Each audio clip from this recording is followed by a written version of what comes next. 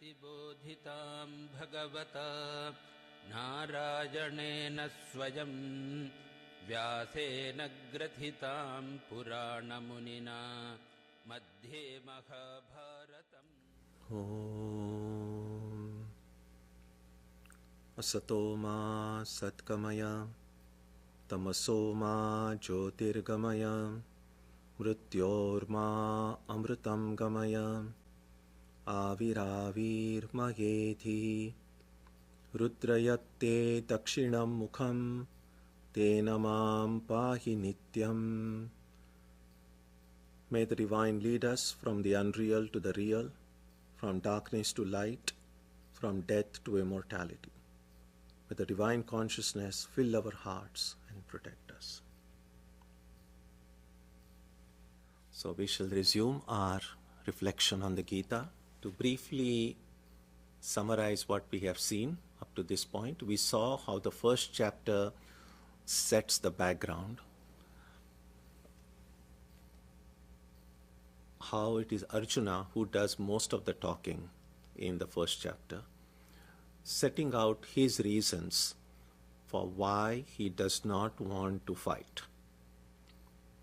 He goes to the extent of saying that I'd rather live through begging, but I cannot undertake this violence, be a part or participate in this violence. And then the second chapter is when Krishna, almost completely apparently disregarding or like not even acknowledging what Arjuna has said, Krishna just says, rise up, how has this unmanliness has entered into you? And kind of in an extremely humiliating way, just says, this is not what was expected of you. That kind of a very strong response from Krishna elicits a little bit of a introspection into Arjuna's mind. And then although he begins by saying, no, I'm not going to fight and so on, some kind of a little bit of an awakening enters into our heart. And then Arjuna has the humility, which he could have said right in the beginning. He didn't. He says, I'm confused. I really do not know what is my duty at this point. My mind is confused. Please accept me as your student. In spiritual life also, the first awakening that occurs in our life, the first time when spiritual life really starts in our life, is with this little bit of a light inside, helping us look at ourselves in a way we may not have looked at before. Oftentimes in the beginning, before we started taking spiritual life seriously, when we see such people around all the time,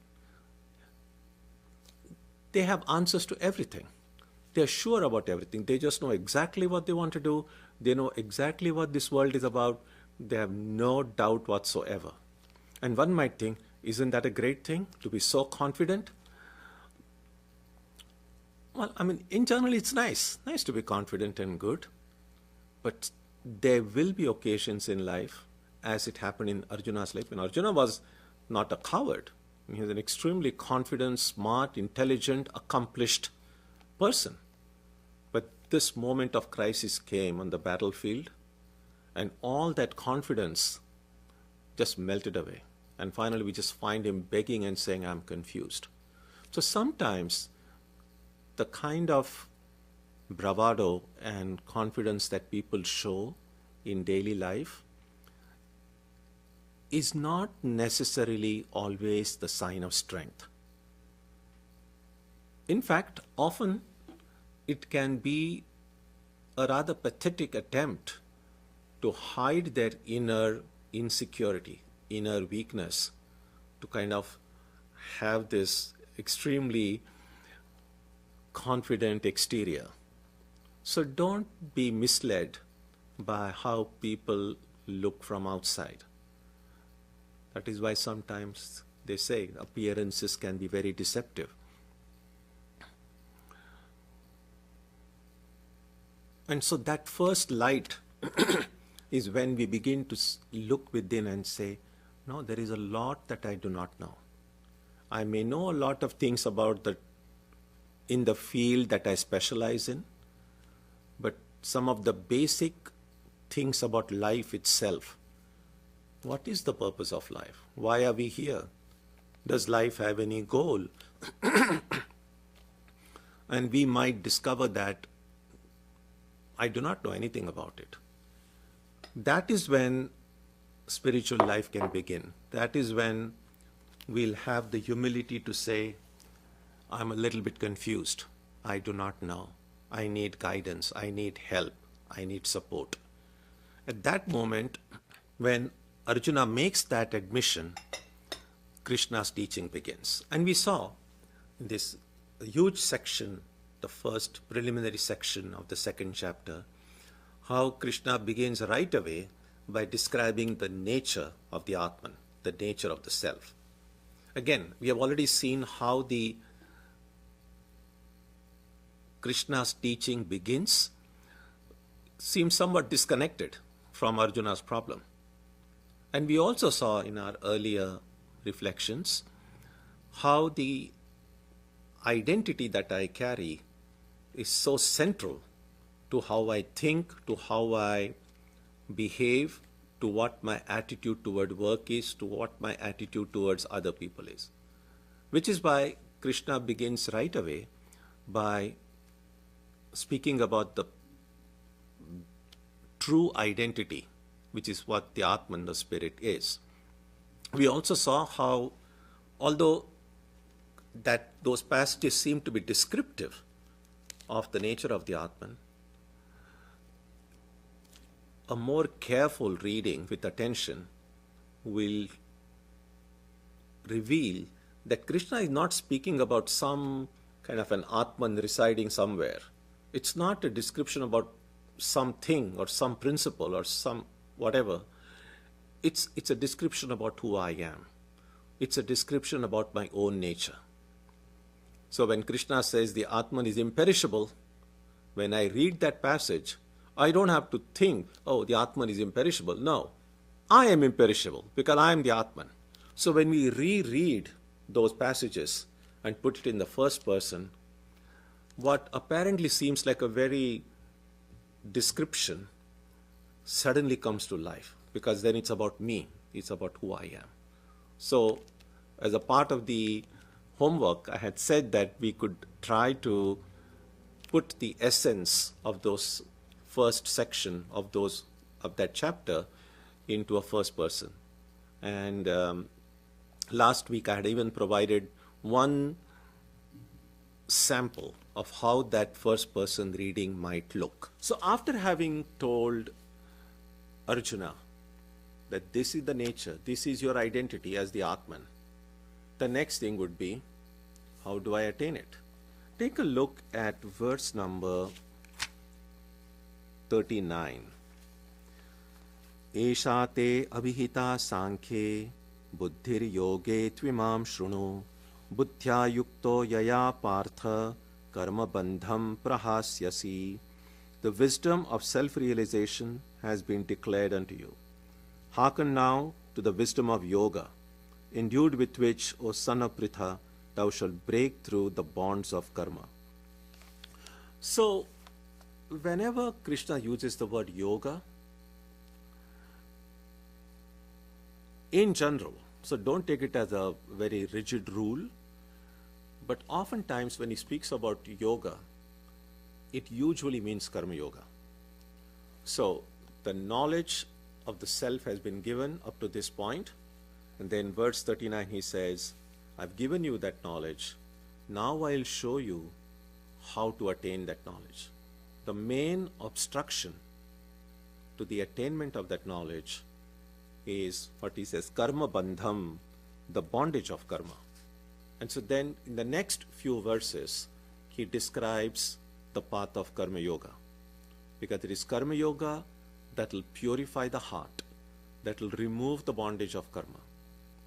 So when that heart is purified, then I will be able to see things clearly. When I see these things clearly, then I will know that I am the Atman. Right now, when we are told you are the infinite spirit, birthless and deathless, it kind of feels good to hear that. But that's not how we feel we are. No matter how often we are told you are the divine being, we still think, yeah, well, that's good to know I'm a divine being. But still, as I go about carrying out my duties and responsibilities, I very much feel myself to be a human being. So, intellectually, I may be the spirit. In practice, in my daily experience, I am still a mortal human being with all the stresses and worries and anxieties and so on. And that has got to change. And the only way to change that is to start seeing things clearly. And if I see things clearly, I will know that my present understanding of myself is not accurate. If I see things clearly, I will know that I am indeed the infinite, birthless, deathless one. But what stands in the way is my ignorance. And what ignorance leads to is the bondage of karma. So what I'm going to do now is for the next 10 or 15 minutes, speak a little bit about karma. Because to understand karma yoga, we need to understand karma. Now, karma is a topic that we have discussed often and often. And many of you are already familiar with the basics of the karma theory. But even though we are familiar with it, our idea about karma often gets mixed up with the popular notions of karma. And that's why sometimes we get confused or it doesn't seem to make sense. Because as soon as a word enters into mainstream language, anyone and everyone starts using it. And when it starts getting used too often by too many people who are innocent of the context of the term, then the word gradually acquires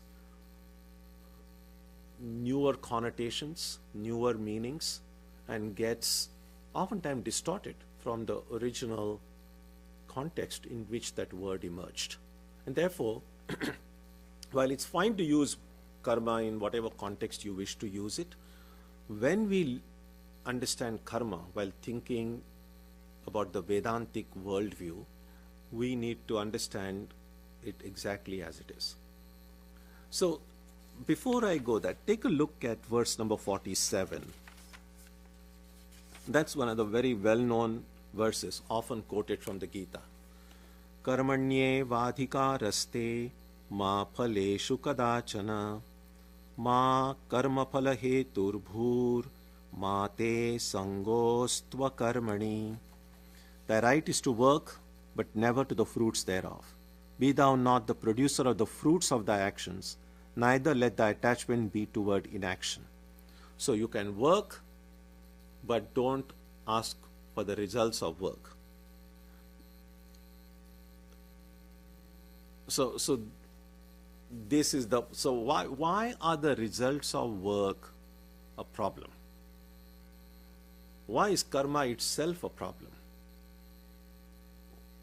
So that's what we'll try to see, a general discussion about, because it's not complicated.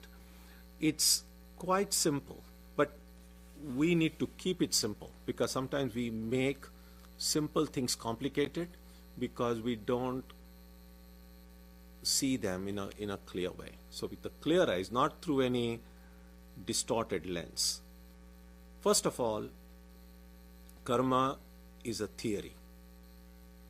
It's not a dogma, it's not a doctrine. It's possible to be a Vedanta student and have nothing to do with karma. So karma is just a way of understanding what happens in life. It's a way, it's a method. Things happen, and if some things don't make sense in our life, we question them. Why is this happening? Oftentimes, all of us are so,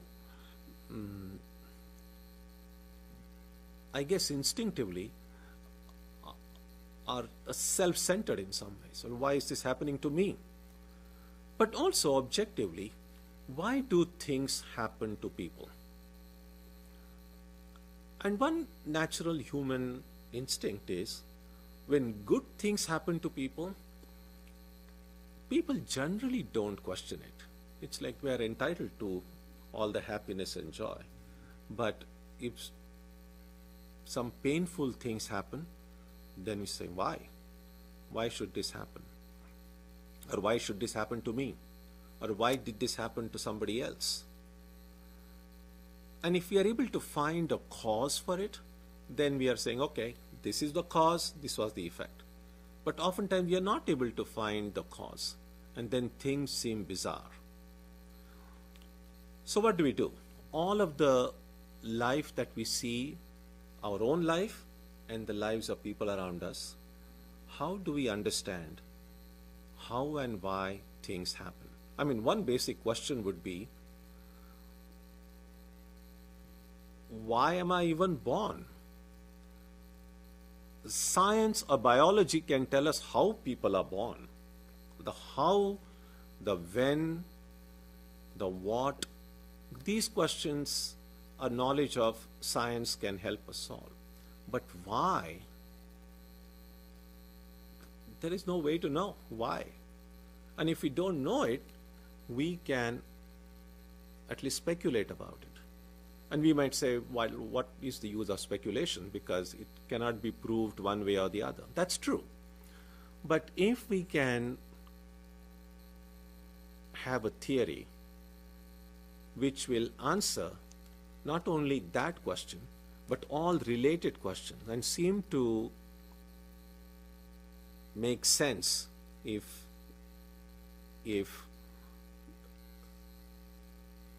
then that theory, even though it is a theory, even though it is unproved, will provide some basis for me to navigate my way through life. Now, just a simple example. If I say, well, one of the ways that people have tried to answer things that happen, but just the experience of joy and sorrow. Why are some people happy? Why are some people unhappy? And so one way would be to say, everything happens through God's will, and God willed it that way.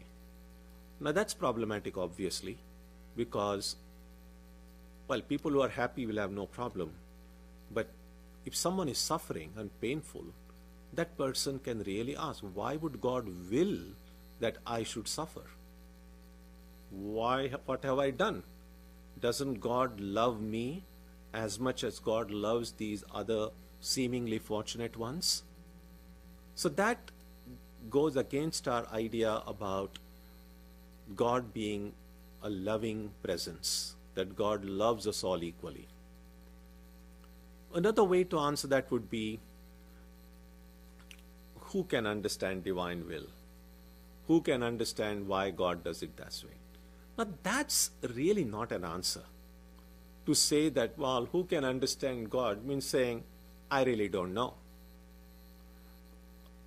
And then one other answer would be that no reason, just chance or bad luck. If you are suffering, too bad. There's no rhyme or reason. But that's not satisfying either. Not only is it not satisfying, but if anything can happen to anyone for no good reason, it completely breaks down the moral order of the universe. Like, why should I be good? Why shouldn't I do evil? Because it's just random chance. Anything can happen to anyone. So if we believe that there is some such order in this larger scheme of things. And again, we have no proof that there is any order or not. So we are then consciously or unconsciously creating a theory. And karma is a theory. Now, karma as a theory is based on three simple premises. And if we disagree with any of these three premises, then the karma theory is probably not for us. So one premise is that actions have consequences, that there is such a thing as cause and effect in life. Everything that happens has some cause. Things don't just happen out of nowhere. That's the first premise. The second premise is that we want to be happy.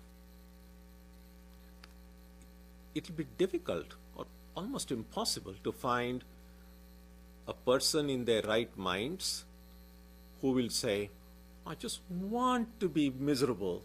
No, I think we might have different ideas about what will make us happy. But whether or not we express it in that way, we want happiness and we don't want suffering. That's the second premise. And a third premise is that there is such a thing as justice in life. Although in short term things may not seem to make sense, but in a long term there is such a thing as justice. And a justice here simply means that goodness will be rewarded in some way and evil will be punished in some way. And a reward in very general terms would mean anything that goes to produce happiness, sukha. And a punishment in a very broad terms would mean anything that goes to produce sorrow or suffering. Now these things often get more concretized in the human mind, if you like. Then we begin to say, well, then a reward would be some place where there'll be a lot of happiness. That's how heavens become a part of our imagination. Or some place where there'll be a lot of suffering. Then hells become a part of our imagination. So all this structure about heaven, hell, all of these based on these three premises. And so karma theory simply based on these three premises. So every action that we do, if it is a good action, it will lead to some good result, which eventually would mean happiness in some form. But actions are of different kinds, and therefore the result, even though it may be a happiness in some form, how intense that happiness will be, how long that happiness will last, will depend on the action itself. And same thing with regard to pain. If the action is bad, then it will lead to some kind of sorrow. Again, how intense that sorrow will be, how long it will last, will depend on the action. So that's the basic premise. Now, what it does do is it, first of all, it frees God from this problem of willing this or willing that. It simply means I am responsible for what I am experiencing. Now, sometimes that seems harsh. It doesn't seem harsh if I say I'm responsible for all the joy I have got. But it does seem harsh to say, well, I'm responsible for all my suffering. And we will see by that kind of thinking is not very helpful. Whichever way we look at karma, one thing is certain, it's extremely empowering. By empowering, I mean that it puts me on the steering wheel. If my life is seen as a form of driving a car, then I am the one at the wheel. If I want the car to go fast, if I want the car to be safe, I'm responsible because I'm at the wheel. If I'm careless, if I'm irresponsible, if I fall asleep, if I'm whatever, car can meet with an accident. And I have nobody to blame because I'm at the wheel. So karma theory puts us at the wheel of the vehicle of our life, which means that whatever I'm experiencing now, if it is the result of my actions of the past, then my future depends on what I'm going to do now. And therefore my future is under my control, not in the control of some unseen destiny or fate, not even under the control of God. Be with me on this karma theory. This might seem very, very heretical to say that. So I control my own future. I am the master of my own future. So it's very empowering.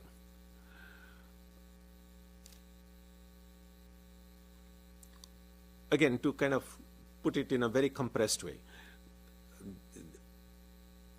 every action produces a result, but I do a lot of actions and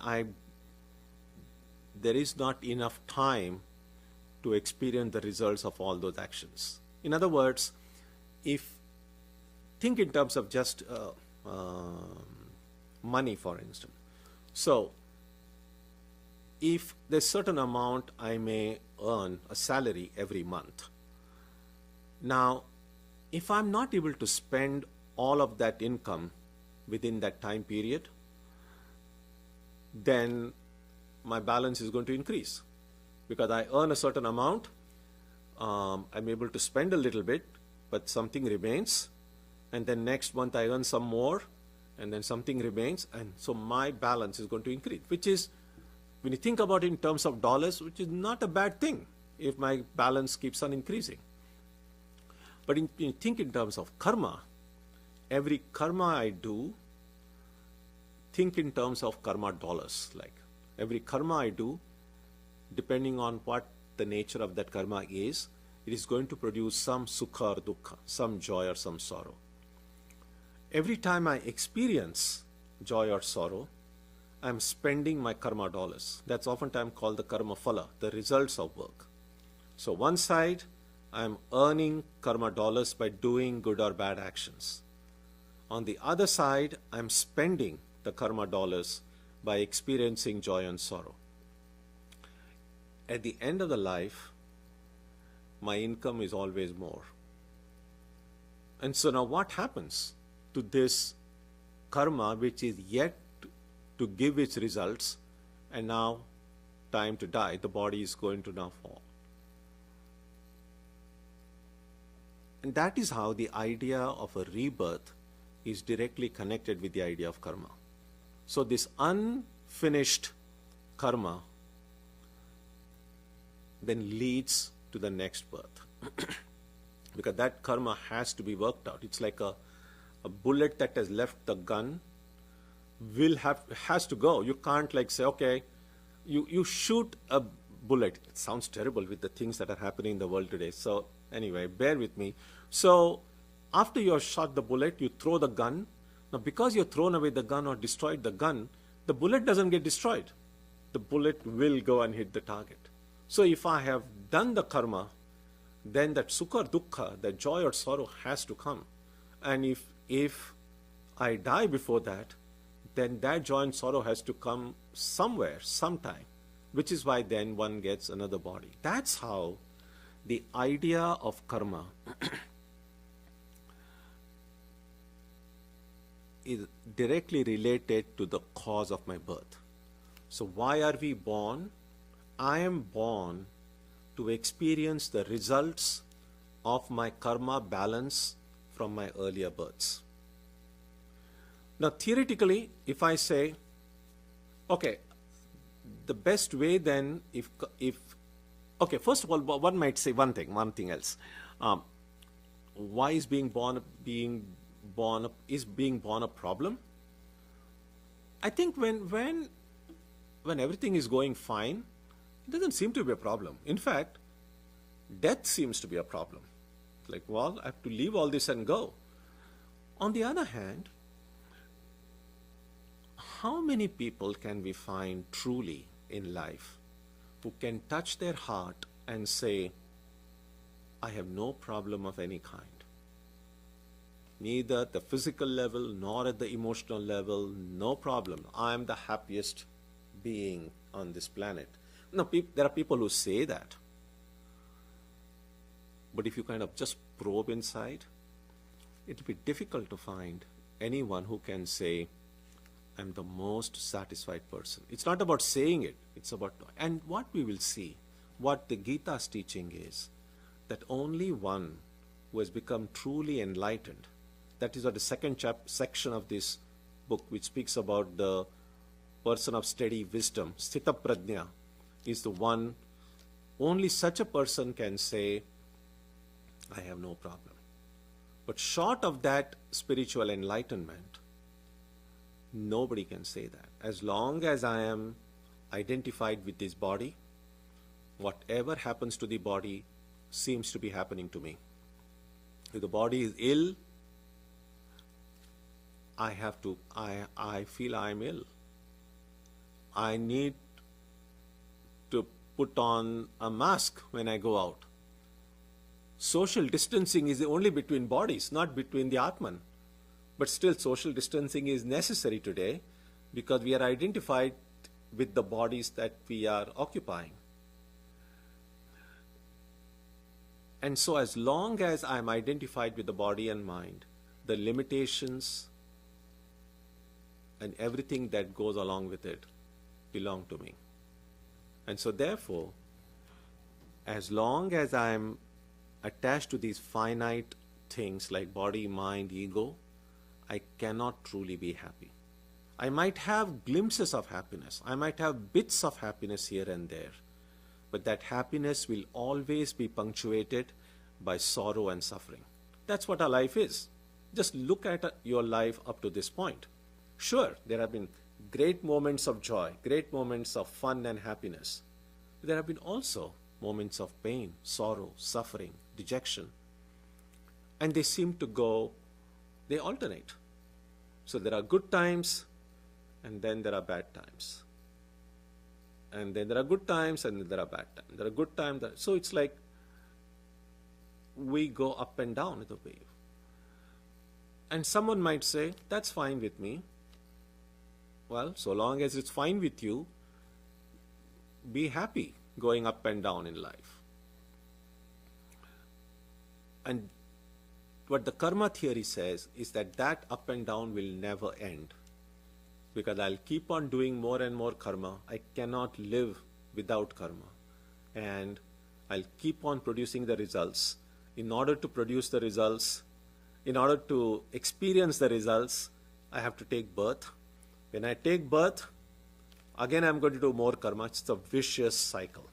And that's why this verse 39 speaks as karma bandha, the bondage of karma. And what karma yoga does is it teaches us how that karma bondage can be broken. Karma is like a key. Now, we know that we need, if you have a lock, then you need a key. And so far as I know, it's the same key that you use for locking a door and unlocking a door. I don't know, unless there is some new clocks which have come now. The one key for locking and another key for unlocking. But usually, at least the traditional locks, you can never say nowadays, some new things coming. Well, there are keyless locks now also. So I'm just speaking about an old-fashioned traditional lock. So what do? You want to lock it, you turn it one way. You want to unlock it, you turn it the opposite way. Karma is the key. If I turn it one way, it increases my bondage. If I turn it just the opposite way, then it frees me. So karma itself is not a bondage. It's the way we turn karma. And what Karma Yoga says is what the way my attitude towards karma has been, the way I am doing my work, the way I relate to my activities is a wrong way. Is a wrong way because rather than helping me become free, it is creating more trouble. And that's been a general experience in our lives. More work is more stress, more anxiety. Often there are work-related difficulties we have at the workplace. Even when we come home after work, we cannot forget the problems at the workplace. So even our home life, our time we spend with the family gets affected because work will never leave us. Now, Karma Yoga means, can I do the same work but in a different way, with a different frame of mind, having a different relationship with my work?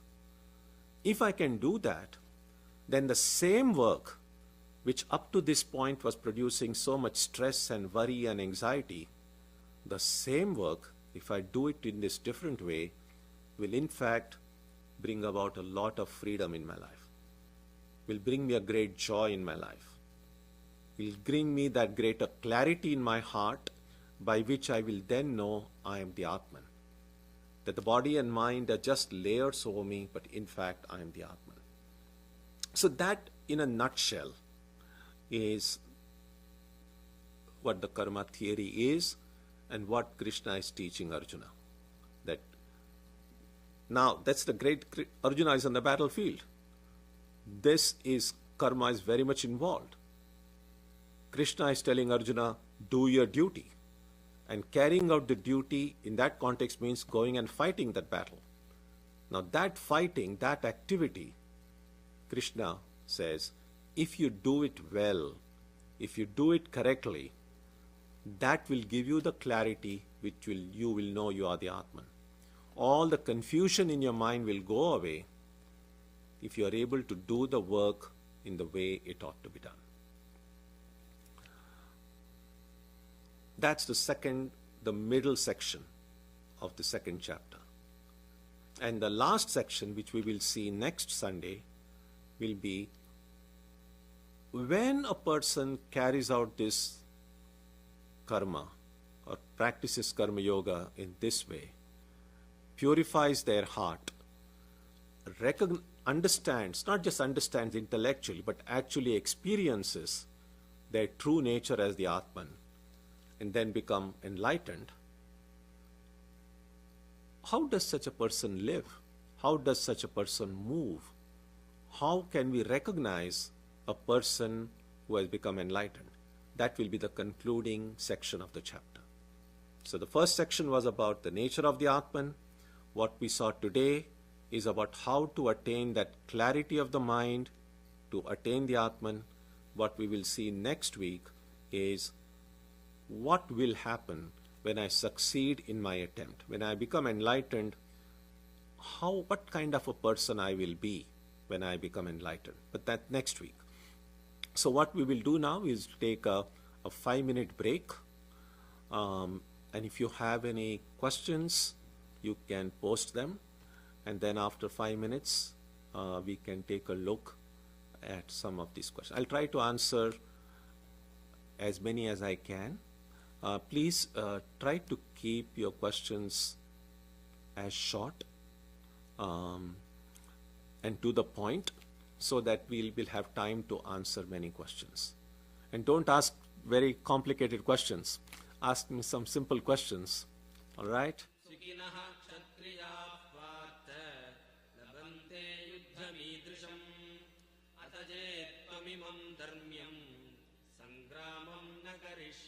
Questions. Thank you for all the greetings and the questions that have come. So we'll take them up one by one. How to solace someone who, though devoted to God, is grief-stricken for untimely death of a family member? The best way is to put ourselves into in place of the person that we are trying to offer solace to. When someone is suffering, the most insensitive way to deal with that is to tell that person, that's your karma, or that's God's will. How do you know? And then how does that help? So, when we are grieving, the best support we can receive, or if someone else is grieving, the best support we can give is to share that grief, to empathize with the other person. And not just as a matter of policy. If I can truly share, the load on the suffering person's mind gets reduced if there are people around who are truly willing to share that grief. And so that's what we need to do. And when things calm down, that would be the time then to ask why this suffering occurred. About untimely death of a family member, although this phrase untimely is often used, it's somewhat meaningless, because when is a death timely? There is no timely death. And when someone close to us dies, we always are going to feel this person should have been with us a longer time. So I don't think there is any timely death.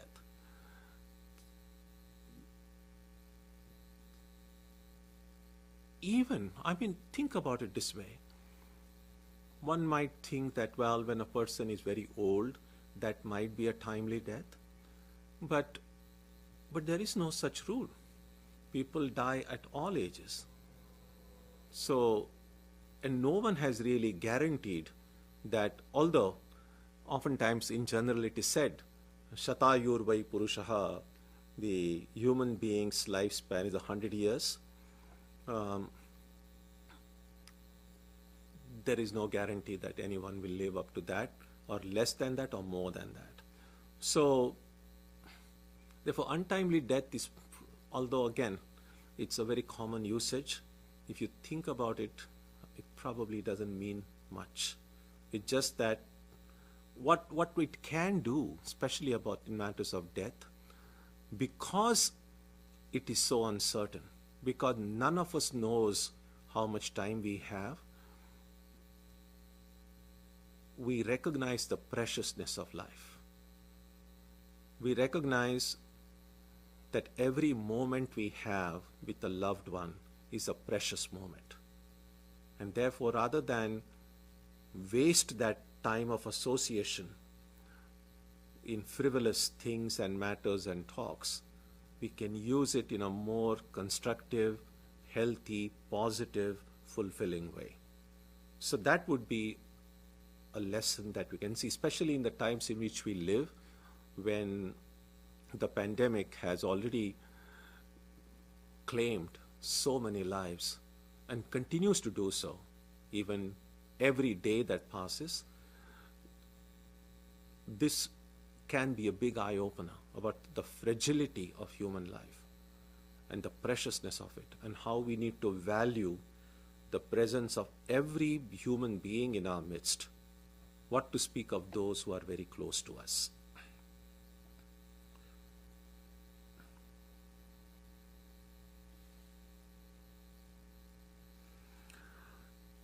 Verse 36, Krishna says, people will describe you with unkind words. How should we understand this? From the perspective, we should not live by what others say or think of you. That is true. If someone can remain completely unaffected by what others think of them, then they don't have to worry about it. But obviously, Arjuna has not reached that state.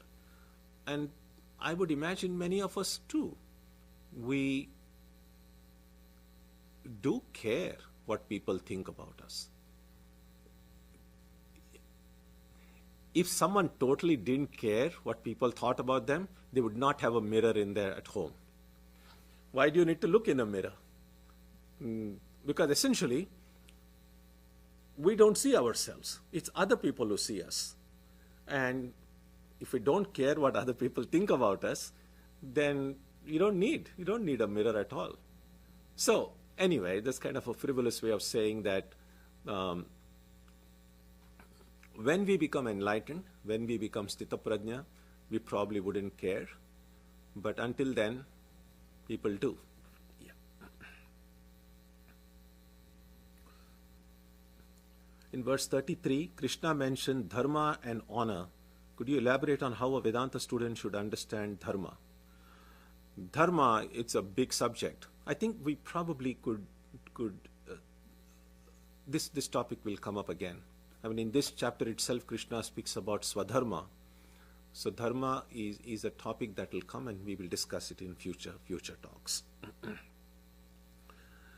Could you please expound a bit on verse 245? What does it mean to transcend the three gunas and how to remain sattva even when engaged in work action? Again, these topics will, this is what Arjuna will also ask Krishna in the subsequent chapters. So I don't want to go too much into detail because we are going to go through the study of the entire Gita. But in general, I could say that everything that is material is controlled by the three gunas. And as long as I'm identified with the body and mind, I'm under the sway of these gunas. The later chapters of the Gita, 16, 17, and 18, they will have a special focus on the three gunas, and we will have a time to discuss them that time. If karma is a theory, are there experiments we can do in our daily life to prove or disprove it? Absolutely. It's easy. If you have a lighted candle, stick a finger into it, not for too long. If you feel a burning sensation, that's karma theory for you. You did an action and there is an immediate reaction. You don't have to be reborn to experience that burn. It can happen right away. So it's a theory that works. That works in visible ways, like the example I mentioned. And in invisible ways, of course, it's still a theory. You can't prove that if I've done something, if I experience happiness now, and if there is no immediate, tangible cause for it, I just have to believe that because there is such a thing as some kind of a just order in the universe, if I'm experiencing happiness, something has been done by me, and by which I got this happiness. Because sometimes people order things from Amazon and forget about it. And then suddenly a packet arrives. And then you think, wow, who sent this? I must have got a gift. It was the grace of my friend. And then you suddenly, oh no, I placed an order for it 2 weeks ago, 3 weeks ago, and completely forgotten about it. So sometimes things might happen in our life. We might be surprised by it. We might think why it has come. Of course, if it's Amazon, some good product, you won't be unhappy about it. But you have paid for it in some way. That's one example.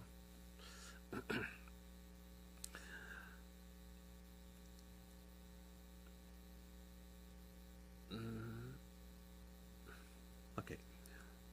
Seeking to do certain type of work that one enjoys at workplace, is that seeking action or seeking fruits of action? Well, doing a work that we enjoy doing is fine. I mean, why not? Why should we dislike it? We don't have to dislike the work that we do. But the work itself can be such a fulfilling experience that the results of work will not matter. So doing the work itself can be so joyful. Of course, if the work is successful, you're going to be happy. Not that you're just going to be like a wall. Of course, it's going to make you happy. Or if the work does not succeed, of course, you're going to feel sad. But that happiness or that sadness will not be so overwhelming that it affects you. So it's okay to feel happy. It's okay to feel sad. But we should still be grounded. That's the idea. And so, yeah, by all means, if someone can find a work that they enjoy doing, well, that's grace for you. Is getting God's grace outside the law of karma? Yes, because God is beyond the bounds of karma. And so God is not bound by karma. So whatever comes from God is also not bound by karma. That is a very short answer, and we will have time to elaborate it when we discuss further later on. While you are responsible for reactions from your actions while driving, but when accident is caused by someone else and it is not your doing, then still it's your karma. Yes. So that's true. A lot of times accidents happen not because I have done something, because somebody else has come and say, dashed against your car. And we might say, well, if that person's actions, why am I suffering for it? And I think that's a good question. The only thing that we can say is that the pain and the suffering that I'll have as a result of someone else's mistake, that cause and effect relationship is wrong. So, suppose I am hurt by somebody else's mistake while driving. My hurt is due to some action of mine in the past, and I may never know what that action is, but it's not the result of that person's action. Although, on the face of it, that's how it looks. And we might say, well, but that's how the theory is. All that we can ask is that there were 10 other cars on the street that time. Why this car came and made a mistake and touched my car and not someone else's car? And the only thing that we can say, if we follow this theory, is that rather than go and hit some other car, this person's car hit mine because some amount of suffering was due to me for reasons I do not know. Now, just because I do not know it doesn't mean that they don't exist. Isn't there something they say? The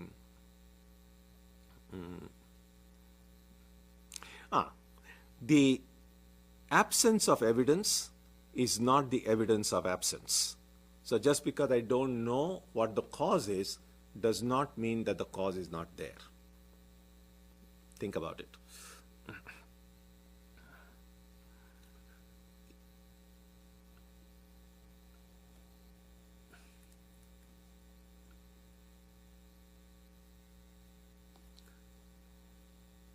Isn't the idea of wanting to be happy always an unsustainable ideal?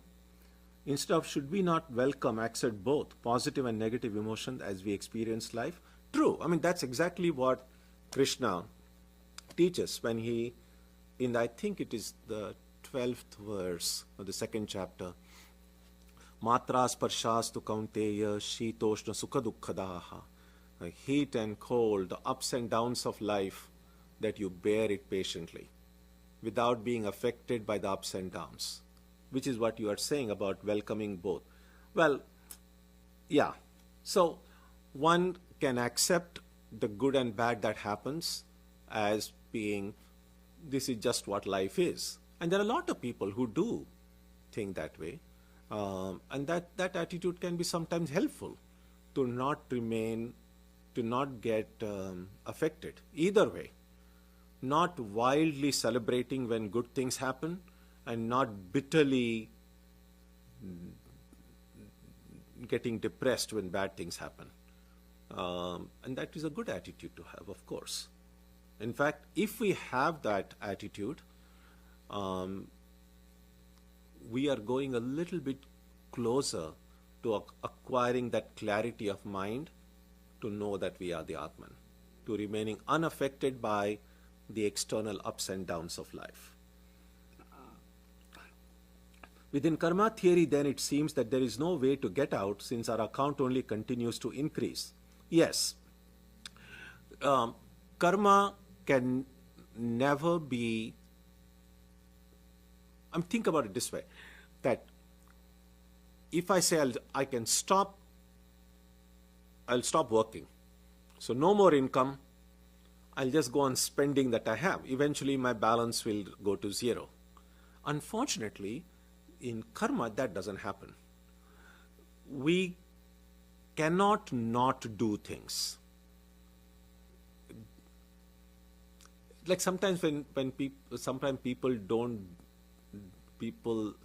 when, let's say there's someone at home who's not doing any work, and so sometimes someone might say, don't just sit there, do something. Actually, doing something is much easier than just sitting there, because we cannot just sit.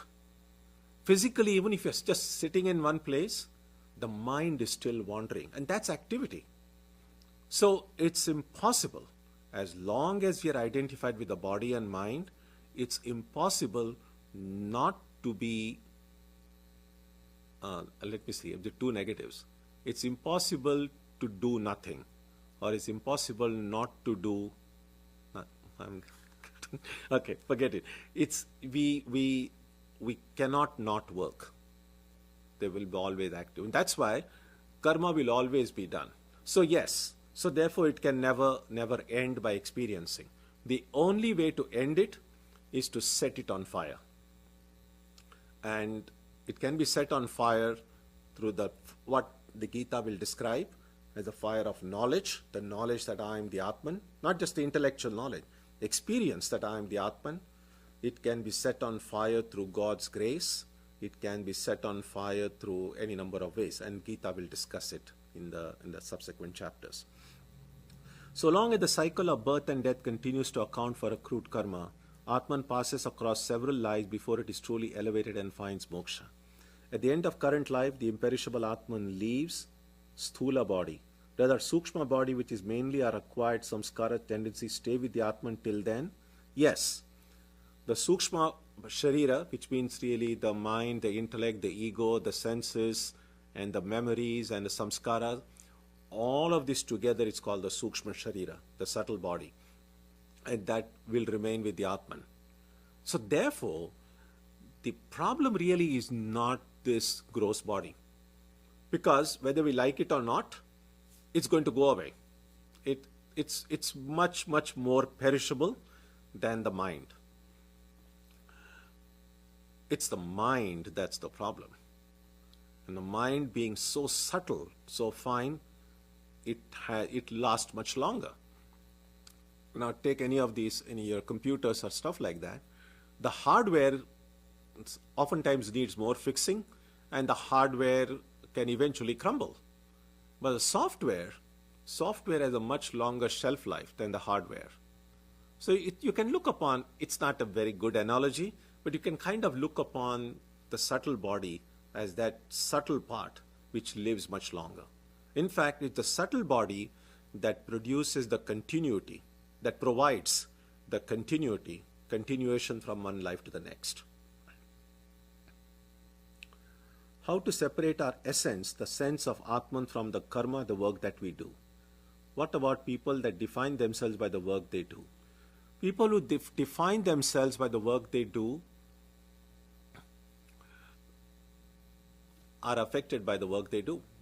If the work is successful, they will be happy. If the work fails, they'll be depressed. And they have gotten identified with the work. Not just identified just with the body and mind, but also with the work. And so that is even a greater state of bondage. Vivekananda compares working to solve the world's problems to the act of straightening a dog's curly tail. The tail always curls back. I'd love to hear about why we should try to straighten it anyway. Good question. So we try to straighten the world, even though it cannot be straightened. But if we do it in the right way, I can be straightened. In other words, I cannot change the basic nature of the world, but my own wrong understanding of myself, that can be permanently changed. The change that we accomplish in the external world, that's always going to be temporary. But the change that I can produce in my own self, that is not temporary. That is permanent. So if I feed a hungry person, I've done some amount of good to the world, but that hungry person will become hungry again after 8 or 10 hours. But if I have done it selflessly, the purity of heart that I acquire will not remain only for 10 hours. The purity of the heart I acquire is mine. That no one can take it away. But the other person whom I have fed will become hungry again.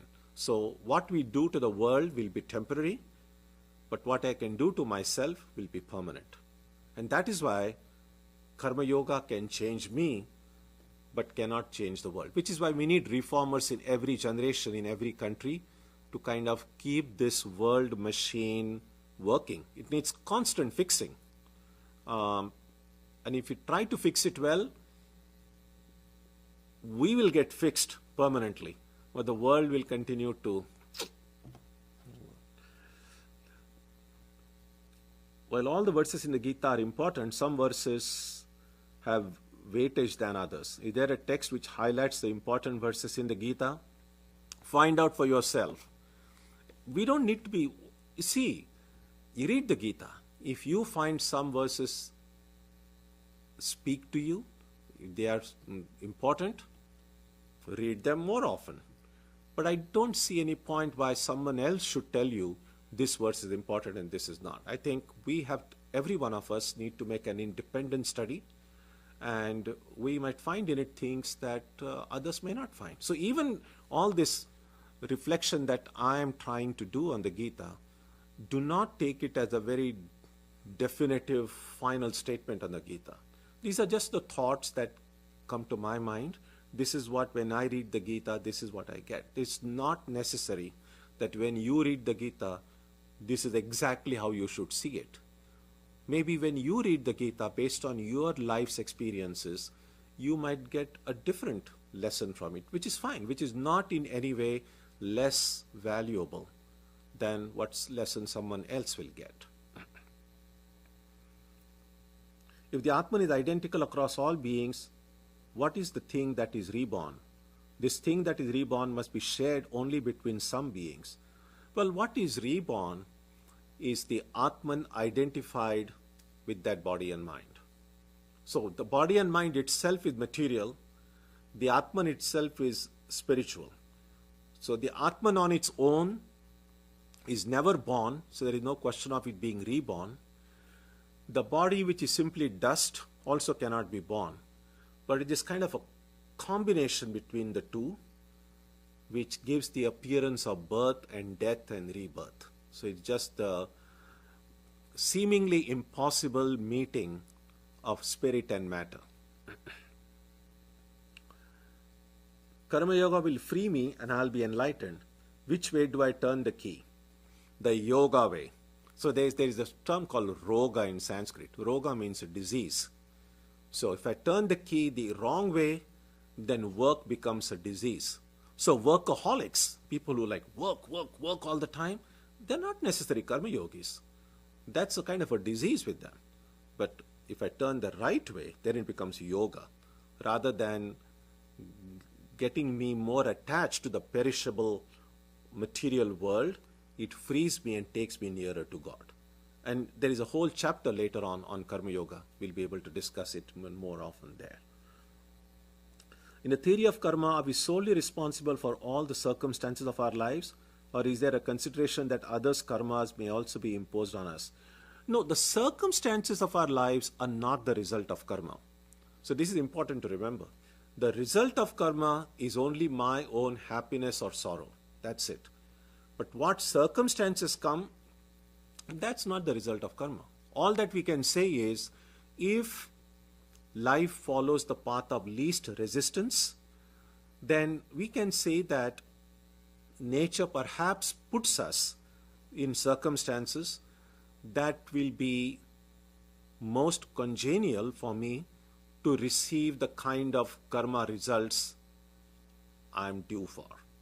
But the circumstances themselves are not determined by karma. What karma determines is only the experience of joy or sorrow.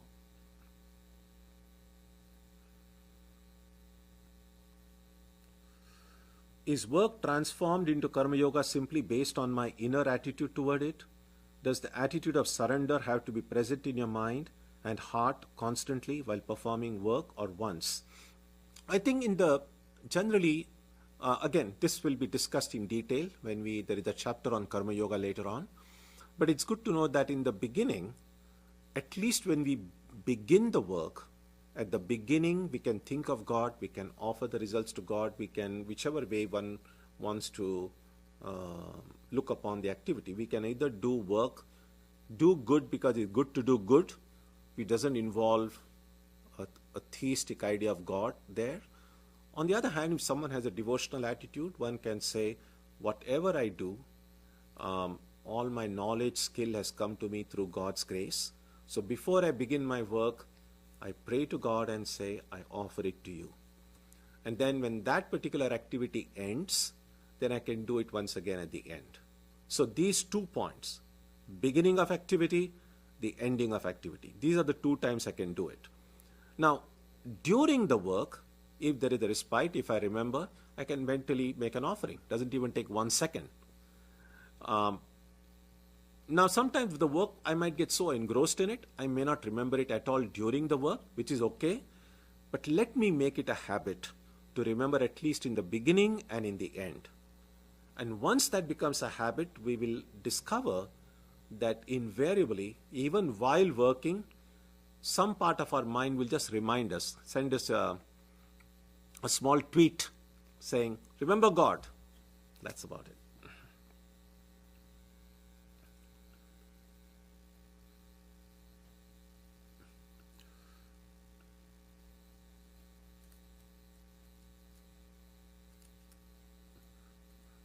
Can you offer some advice how to work in this crazy world and not create more karma? In order to do anything, there has to be an agent of action. So I must have the ego, I am doing it. Then I will be the one who is experiencing it. So one way to not create more karma is to get this feeling out of the way that I am doing it. And again, it will be discussed later on in detail, but if we look upon, essentially every work is done through the body and mind. So when it's like you're working, now for instance, now here is this laptop on which I'm seeing everything. Now I'm thinking I'm the one who is working this is only an instrument. Now what if the laptop starts thinking I'm the one who is doing all this? Now that's not right, because the laptop is only an instrument, and there is this conscious being who is operating it, right? Now all the work that we do is done by the body and mind. Now the body and mind in themselves are not much different from a computer. A computer is an instrument, the body and mind are also instruments. But the conscious being, the Atman, that is operating the body and mind just as I'm operating the laptop. So if I'm the Atman, this is the body and mind. So the Atman is operating this body and mind. If I can remember that, at least at the beginning of work, that I'm not doing anything. It's the body and mind that are doing it. That's one way to not create more karma. But obviously, and this doesn't need to be said, that this can work only if I'm doing something which is moral and good and ethical. So if someone says, I want to go and kill somebody, it's only the body and mind that's doing it, and not the Atman, doesn't work. So the work has to be ethical, moral. And then we'll again see what constitutes ethics. Every answer I give will raise more questions, but that's the general idea.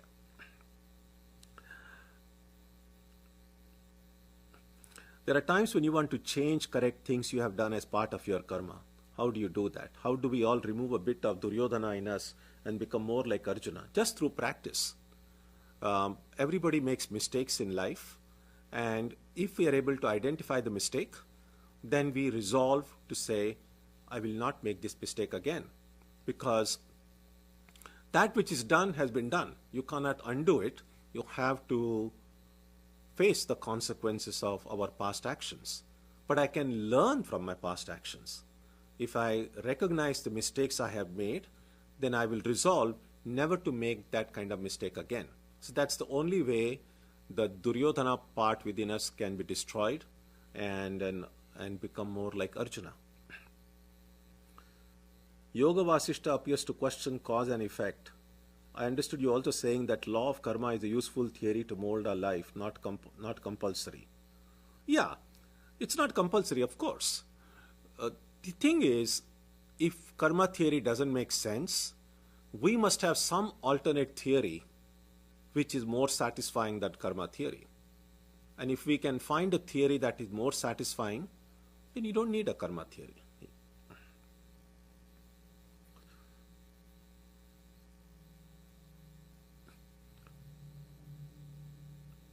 To do karma yoga, do we need to identify ourselves as the Atman? Isn't karma yoga a path to help us to realize exactly that? Yes. So that's essentially it. We have to make an effort to think that we are the Atman. Or if we are theistically oriented, we can think of ourselves as an instrument in the hands of God. So thinking about ourselves as the Atman is not the only way to do practice karma yoga. There is also a devotional way to practice the same way. And yes, until we have realized it, we are not going to be able to do it perfectly. But that's the practice. We keep on doing things imperfectly, failing a lot of times on the way. But if we persist with our practice, then eventually we'll fail less often. Eventually, our imperfections will become less and less and less. And a time will come, we will be able to do it perfectly. Okay, so only a few more questions. So no more questions now after I have whatever I have here, because really it's getting too late. And I'm sure all of you are feeling hungry. I'm feeling hungry, so I imagine you also must be feeling hungry. Okay, let's see.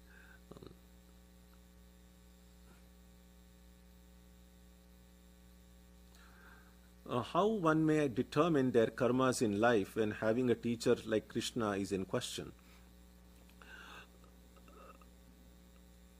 Well, I mean, we make so many decisions in life already. We make our choices in life.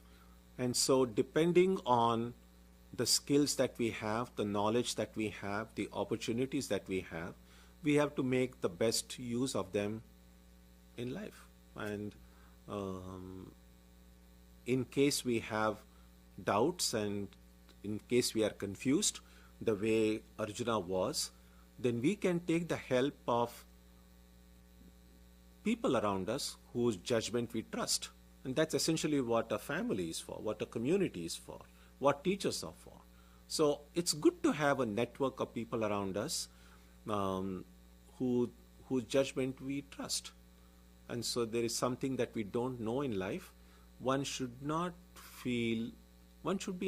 that humility to recognize I need help, and then take help from an authentic source, because sometimes people do come to grief when they receive help from someone which was not so dependable. Much work involves concentration. How to do such work while simultaneously remembering I am not the body, this is not mine. While you're doing the work, especially concentration work, you may not need this and it's not necessary. But before you begin that concentrated activity, remind yourself of this truth, which will put you in a right frame of mind. And then you can do the work with full attention, don't get distracted even by the Atman. And then when the work ends, once again you can remember it. So that would be a good way to do it. It'll be terrible while you're driving, especially in a lot of traffic, to again simultaneously thinking I am the Atman. Not a good idea.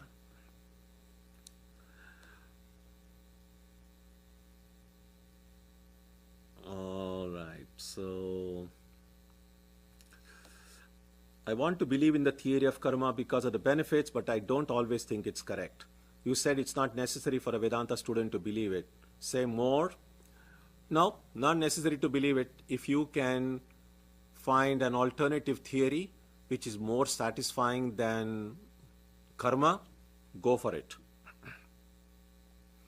If you do something that is atrocious and causes others pain, but detach yourself from it and consider it your duty Do you not have any karmic consequences? Well, if it is atrocious, if you have brought pain to others, one would think that, if you use the adjective atrocious, that means it was something not good.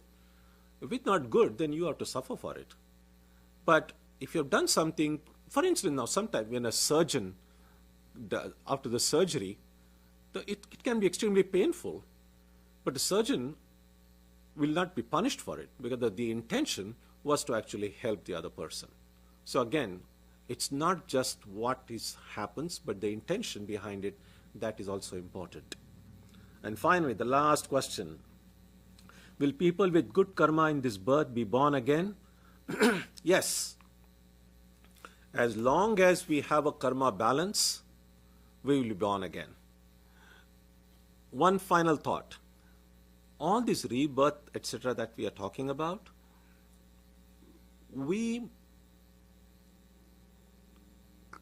karma theory encompasses the entire existence itself.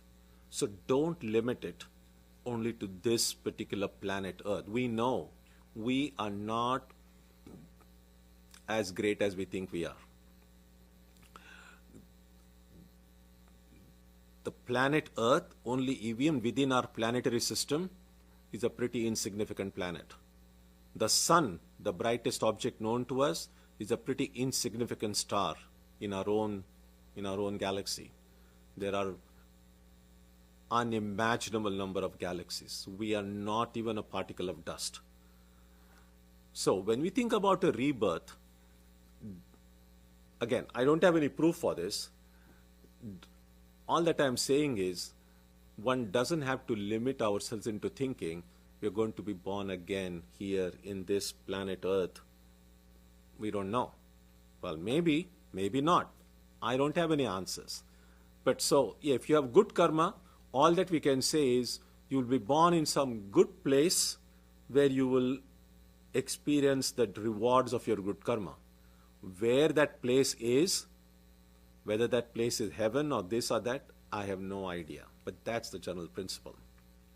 So we have come, I think I've been able to cover almost all or most of the questions asked today. So thank you for your questions and your participation in this discussion. Next week when we meet, we will take up a very important section of the second chapter, when Krishna will describe the characteristics of a person who becomes enlightened. And that's a very, very significant part. So we'll study that next week. So please.